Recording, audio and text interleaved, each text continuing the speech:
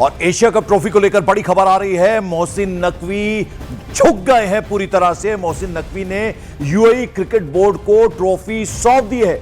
BCCI ने चूंकि चेतावनी दे दी थी, इससे डरे सहमे मोहसिन नकवी ने अब ये जो ट्रॉफी है वो यूएई क्रिकेट बोर्ड को सौंप दी है। तो बड़ी जानकारी आपको बता दें, यानी बीसीसीआई ने कड़ा रुख अख्तियार कर लिया था और उसके बाद नकवी झुक गए थे। उन्होंने ये बोला था कि ट्रॉफी जो है वो भारतीय कप्तान सूर्य कुमार यादव आके दुबई से ले जाएं। अमृत आनंद हमारे साथ, हमारे सहयोग जुड़ रहे हैं। अमृत, अब पूरी तरह से झुक गए मोहसिन नकवी? जी बिल्कुल, ये पंकज बहुत पहले होना था, क्योंकि जिस तरह से बीसीसीआई का रिएक्शन था और उसके बाद जो एक्शन बैक टू बैक हमें देखने को मिल रहा है, नकवी साहब के पास कोई ऑप्शन नहीं बचा था। जो ड्रामा उन्होंने किया था आज जिस दिन भारतीय टीम ने फाइनल जीता, रविवार का वो दिन था, ट्रॉफी वो अपने होटल लेके चले गए थे। उसके बाद बीसीसीआई ने ये भी धमकी दी कि अगर ट्रॉफी नहीं लौटी, मेडल्स नहीं दिए गए तो बीसीसीआई बहुत सख्त एक्शन ले सकता है, इसकी कंप्लेन भी कर सकते हैं। लेकिन फाइनली अब ये है कि नकवी साहब को समझ में आ गया कि जो उन्होंने किया वो गलत किया था। भारत का जो विरोध है वो बहुत बड़े लेवल पे जा रहा है और इसके बाद उन्होंने ट्रॉफी जो है वो एशियन क्रिकेट काउंसिल यानी यूएई की जो ऑफिस है वहां उन्होंने हैंड ओवर कर दिया है। तो ट्रॉफी अब भारतीय टीम की जो ट्रॉफी है, जो हमारी ट्रॉफी है, आपकी ट्रॉफी है, वो अब एशियन क्रिकेट पूरी दुनिया ने अमृत मोहसिन नकवी का ये शर्मनाक रवैया देखा, व्यवहार देखा। पहले अड़े रहे, जिद पर अड़े रहे, मैं ही ट्रॉफी दूंगा, फिर ट्रॉफी लेकर भाग गए, फिर माफी मांगी और अब सौंप दी गई है यूएई क्रिकेट बोर्ड को ये ट्रॉफी। जी बिल्कुल, उनका तो ऑप्शन नहीं बचा था। देखिए, अभी उनकी मुश्किलें यहाँ खत्म नहीं होती हैं। उन्होंने सॉरी बोल दिया, पहले बीसीसीआई को सॉरी उन्होंने बोला कि जो हुआ वो गलत हुआ, उसके बाद उन्होंने ट्रॉफी सौंपी है। लेकिन इसके बाद भी यहाँ उनको ये लग रहा है कि वो इस पचड़े से बाहर निकल जाएंगे। नहीं, अभी तो अगले महीने जो आईसीसी की काउंसिल की बैठक होनी है उसमें भारतीय टीम विरोध करने वाली है और जब तक इनको बड़ी जानकारी दीजिए अमृत, यानी फिर से कोई फंक्शन इस तरह का होगा, कोई कार्यक्रम आयोजित किया जाएगा जिसमें कप्तान को ट्रॉफी सौंपी जाएगी, हैंडओवर कैसे होगी, उस बारे में कोई अपडेट, कोई जानकारी, कोई इंफॉर्मेशन आपके पास? पंकज, जो इन्फॉर्मेशन हमारे पास है, कप्तान और जो बीसीसीआई से जस्ट मेरी बातचीत जो हुई है फोन पर, उन्होंने कहा कि हम कोई ऐसा जो फंक्शन के लिए नहीं जाएंगे, ट्रॉफी हैंडओवर करने नहीं जाएंगे। ट्रॉफी अब आईसीसी के ऑफिस चली जाएगी, वहां पर हम एक फोटो सेशन जो होना होगा वो हो जाएगा, लेकिन इसके लिए कोई स्पेशल ओकेजन नहीं होगा। बिल्कुल। और जिस तरह की कार्रवाई की बात भी हो रही थी, सूत्रों के हवाले से खबर आ रही थी कि बीसीसीआई की तरफ से कंप्लेंट की जाएगी, एफआईआर करी जाएगी, यानी वो तमाम चीजें अब वापस ले ली जाएंगी, ऐसा कुछ नहीं होने वाला।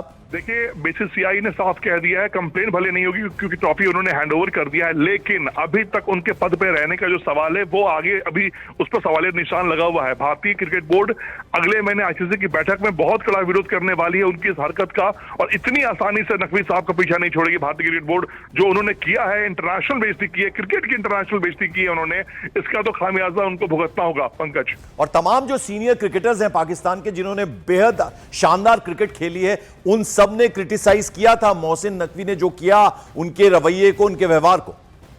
देखिए, अभी शाहिद अफरीदी का एक स्टेटमेंट आया है जिसमें उन्होंने कहा है कि उनको तो गृह मंत्री का पद भी छोड़ना चाहिए, एशियन क्रिकेट काउंसिल का पद भी छोड़ना चाहिए, साथ ही साथ जो पीसीबी के चेयरमैन है उसका भी पद छोड़ना चाहिए। यानी उनका विरोध देखिए हर जगह हो रहा है।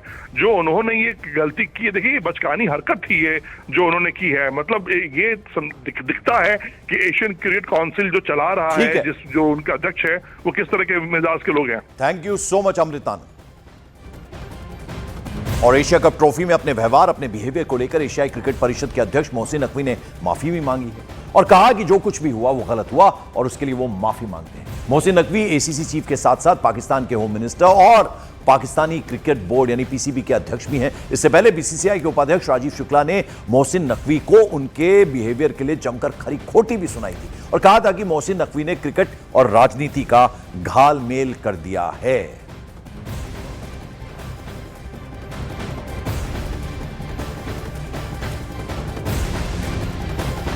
और इस बीच मोहसिन नकवी अपने ही देश पाकिस्तान में गिर गए।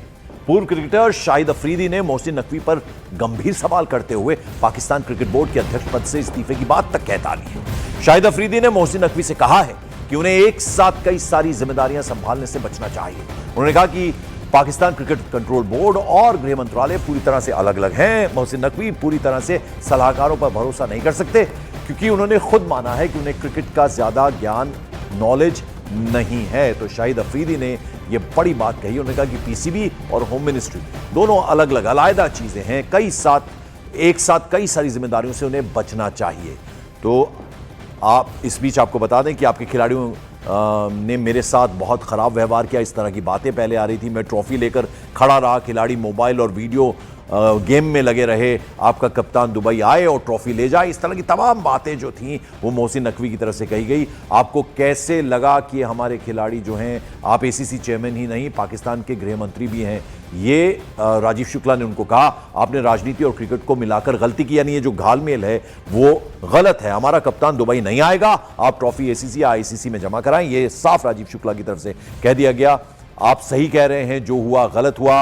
राजीव शुक्ला ने जब ये बातें उठाई तो इस पर मोहसिन नकवी की तरफ से ये जवाब आया, उन्होंने कहा कि मैं माफी मांगता हूं और ट्रॉफी आईसीसी को भेज रहा हूं, मैं ट्रॉफी आईसीसी को भेज रहा हूं, आप वहां से मंगवा लें, ये मोहसिन नकवी की तरफ से कहा गया। धन्यवाद नकवी साहब, ये काम आपको पहले ही कर देना चाहिए था। राजीव शुक्ला ने दो टूक ये बात उनसे कह दी कि ये पहले करना चाहिए था आपको, पहले आपका जो रवैया था वो ठीक नहीं था। ये एक तरह की इंडिकेशन दे दी उन्होंने, आपके खिलाड़ियों ने मेरे साथ अच्छा बर्ताव नहीं किया, या ये तमाम बातें उनकी तरफ से कही गई। लेकिन आखिर में उन्होंने अपनी गलती मानी और एक बार फिर से आप देखें कि झुकना पड़ा मोहसिन नकवी को। मोहसिन नकवी साहब जो है ना, मैं ये रिक्वेस्ट करूंगा या एडवाइस करूंगा कि मेरे ख्याल में, क्योंकि इंटीरियर मिनिस्ट्री भी उनके पास है एंड देन उसके अलावा आपके पास पीसीबी भी है, ये दो बहुत बड़ी बड़ी जॉब्स हैं, तो एक डिसीजन उनका लेना पड़ेगा, या उस तरफ रहें या पीसीबी, क्योंकि पीसीबी की दुनिया, क्रिकेट की दुनिया टोटली डिफरेंट है, तो ये उनको डिसीजन लेना पड़ेगा।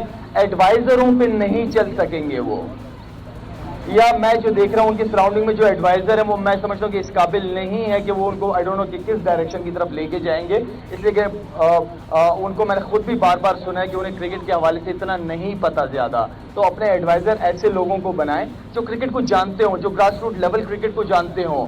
तो एडवाइजरों पे चलेंगे तो मेरे ख्याल में फिर मोहसिन नकवी साहब कुछ नहीं कर पाएंगे, और मोहसिन नकवी साहब को डिसीजन लेना पड़ेगा, या इंटीरियर मिनिस्ट्री लेनी है उन्होंने या पीसीबी लेनी है, क्योंकि डिसीजन बहुत बड़े डिसीजन हैं।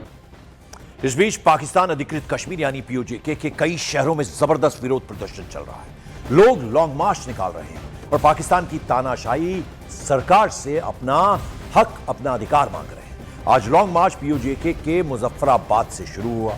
लॉन्ग मार्च को देखते हुए पूरे पाकिस्तान अधिकृत कश्मीर में इंटरनेट सेवा बंद कर दी गई है। पाकिस्तानी सेना ने लॉन्ग मार्च को रोकने के लिए ब्रिज में 3 बड़े बड़े कंटेनर्स लगा दिए हैं, लेकिन स्थानीय लोग जो लोकल्स हैं पूरी ताकत से वो कंटेनर हटाते हुए देखे जा सकते हैं। तो जबरदस्त विरोध हो रहा है अलग अलग जगहों पर, यानी पाकिस्तानी कब्जे वाले कश्मीर में विद्रोह अब बहुत जबरदस्त तेज हो गया है। और इस बीच पाकिस्तानी सेना ने एहतियातन 3 बड़े बड़े कंटेनर्स लगा दिए, लेकिन लोग उन्हें भी, ये देखिए आप किस तरह से फेंकते हुए नजर आ रहे हैं। ब्रिज के ऊपर कंटेनर लगा दिए गए थे, रास्ता रोका गया था, लेकिन वो पूरा का पूरा कंटेनर ही, जो हजारों लाखों की संख्या में भीड़ वहां है, उसने नीचे फेंक दिया। और इधर प्रधानमंत्री नरेंद्र मोदी ने आज आरएसएस के कार्यक्रम में डेमोग्राफी में चेंज को लेकर, बदलाव को लेकर बड़ा बयान दिया। प्रधानमंत्री नरेंद्र मोदी ने कहा कि देश में डेमोग्राफी बदलाव को लेकर बड़ा चैलेंज मिल रहा है, जो देश की आंतरिक सुरक्षा और फ्यूचर यानी भविष्य की शांति से जुड़ा अहम मुद्दा है। इसलिए मैंने लाल किला से डेमोग्राफी मिशन की शुरुआत की घोषणा की थी। आरएसएस के इस कार्यक्रम में प्रधानमंत्री ने यह बात कही। तो आपको बता दें, आरएसएस के कार्यक्रम में प्रधानमंत्री बोल रहे थे, वहां उन्होंने बड़ा बयान दिया। पीएम मोदी ने कहा कि देश में डेमोग्राफी चेंज को लेकर बड़े चैलेंजेस मिल रहे हैं, जो देश की आंतरिक सुरक्षा और भविष्य की शांति से जुड़ा अहम मुद्दा है। इसीलिए प्रधानमंत्री ने कहा कि मैंने लाल किला से डेमोग्राफी मिशन की शुरुआत की घोषणा की थी। सामाजिक समरसता को आज डेमोग्राफी में बदलाव के षड्यंत्र से, घुसपैठियों से भी बड़ी चुनौती मिल रही है। ये हमारी आंतरिक सुरक्षा और भविष्य की शांति से भी जुड़ा हुआ प्रश्न है, और इसलिए मैंने लाल किले से डेमोग्राफी मिशन की घोषणा की है। हमें इस चुनौती से सतर्क रहना है, इसका डटकर मुकाबला करना है।